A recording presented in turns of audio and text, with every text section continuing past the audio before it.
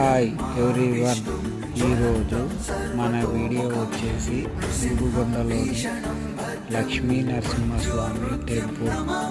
ఈ టెంపుల్ అతి పురాతనమైనది, స్వయంభూ దేవాలయము. ఈ దేవాలయంలోని లక్ష్మీ నరసింహస్వామి గుహలో ఉన్నది. ఈ గుహను చూసి Medha vlogs subscribe, like, share చేయగలరు. Thank you everyone.